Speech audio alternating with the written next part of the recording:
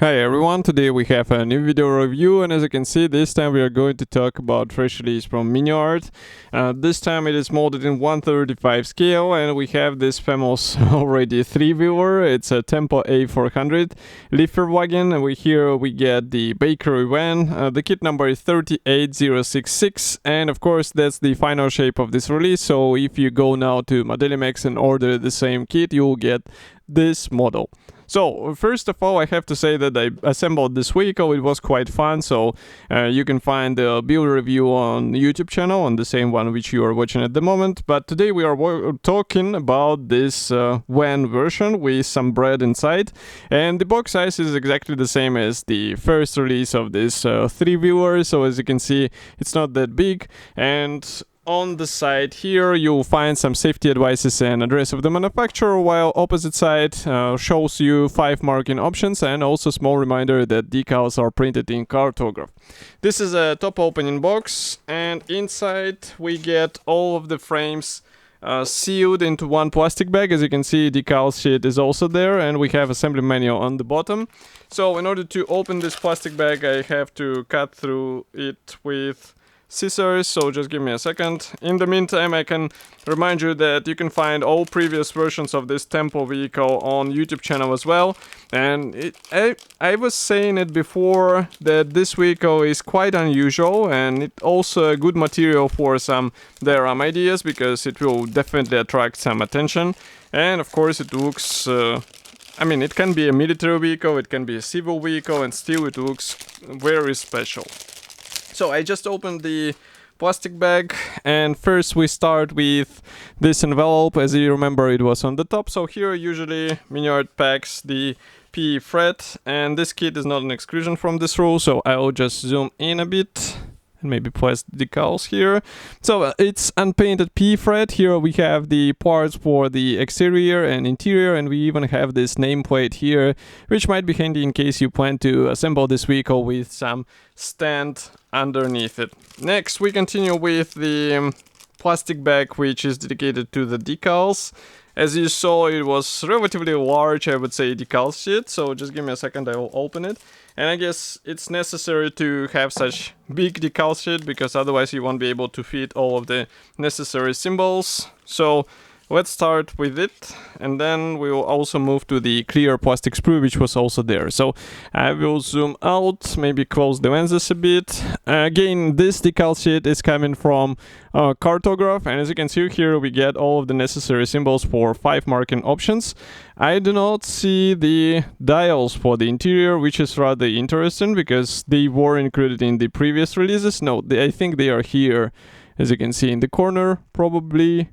And also we have the different license plates depending on the marking option. And of course there is no segmentation, so be sure to get the right symbols for your marking. Here we continue with the clear sprue, which was in the same plastic bag. As you can see, molding quality is really cool, but there are no masks or masking templates, so you have to do everything by your own. But as far as I remember, you can actually paint these parts also with the thin brush. So if you are okay with such approach, I would say, then it should be fine. Next we start with a gray plastic sprue. So here is the first one. Let's open the camera and zoom out a bit. So as you can see here, we have the parts for the van version.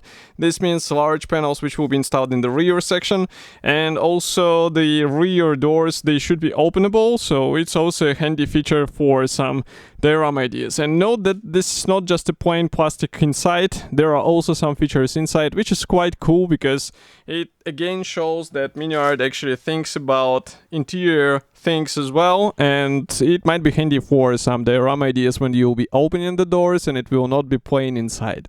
Next we continue with the panels and doors for the front cab. Also here you can see these wheel fenders for the rear wheels, and we have some pre-molded details. So for example, if I zoom in here on the engine firewall, you can see that we have some pre-molded details, and separate doors are also handy. They are coming in every version of this Tempo, so it's really cool because you can open them even though it's not shown in the assembly manual, but it is possible. And in case you have some figurine to place with this vehicle, then it's even more useful feature. Next, we continue with more parts for the van section. So here, as you can see, another large panel, also the floor panel, the separate doors, as I said before. And if I flip it over, here we have some push marks on this panel, so be careful with this. Try maybe to sand them down, but I'm not sure at the same time whether they will be visible, because they're not so huge, and of course inside it will be quite dark. Next, we continue with the roof panel and also parts for the rear wheel axle. So here I will have to zoom in a bit.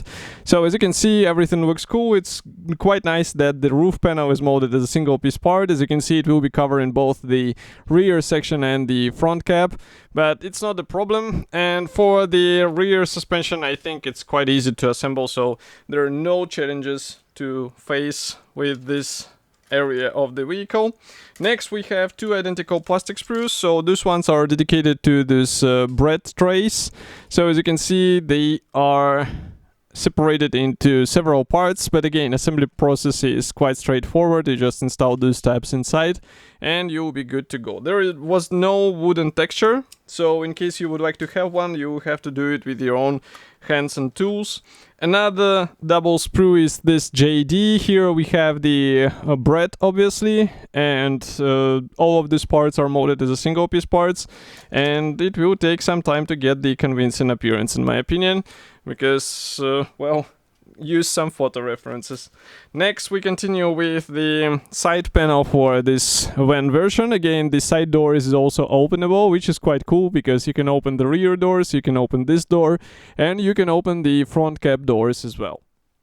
Next, we continue with the bonnet panel. So here it is, and as you can see, it is molded as a single piece part. That was the coolest feature of this kit, because you don't have to worry about any gaps between the panels if it was assembled out of separate panels. And the radiator grille is copied with help of PE parts, which is also quite cool because it makes it a bit more convincing in appearance. Next, we have the last gray plastic sprue. So here I will have to zoom out a bit, because here we get the plastic wheels. We also get some of the engine parts, and this vehicle has quite special design because the engine is placed right on the wheel axle, on the front one obviously, and also we have some of the suspension parts, more of them. So now it's the time to go and check the assembly manual, which is printed as a large cover printed brochure. I'll just close the lenses a bit. So here you can see that on the cover we have a list of the features, and next we continue with first two marking options. One of them was on the box art, as you remember, and also it might be a good opportunity to try a bit of weathering. As you can see here, we have it on the vehicle. Next we continue with the parts map, and then assembly process starts. So it starts with the front cap. Here you can also opt out for using some of the wiring, because as you can see, wiring will be used for the pedals linkage. We also have the doors assembled out of several parts. Here is the rear wheel axle, and also the side panels for the van. Also here we have some wiring for the brake lines. And I really recommend to do these parts because it just adds a bit more details to the vehicle, and they're visible, surprisingly. At first I was a bit doubtful that they will be noticeable on the finished vehicle, but they are. And here we have the rear section assembly. So as you can see, manufacturer shows that you can open these doors, then you assemble the engine and also the wheel. Next we continue. I'm not sure why it is so difficult to flip over these pages, but we continue with installing some wiring for these linkages for the engine and pedals. So it's a bit tricky, at least in my experience, but it's worth it because again, it's visible on the finished vehicle from the left side. Next, we continue with the rear wheel axle being installed in place. Then we can choose between two versions of the front grille. Here we have also the choice between open and closed position for the bonnet. It's quite interesting that these cargo rails on the top are assembled with PE parts. I didn't see it on the box art. And as you can see, manufacturer does not suggest an option to open the front doors, but as I said, it's not that difficult to do so. Here we have two more marking options, and one more is here, bright yellow colored vehicle. So also quite an interesting choice. It's written here number 4. I'm not sure why it was here, because as you can see, number 4 is also here, so a small mistake, I guess. In total, there are 5 marking options, and it's even written here. So overall, this vehicle looks like another nice version of this unusual vehicle, and it should be already available on Modelimex. Of course, I will be happy to hear your opinion, so do not forget to write it here in the comment section below. And I will see you in the next video review as usual. Thank you for joining me today, and bye.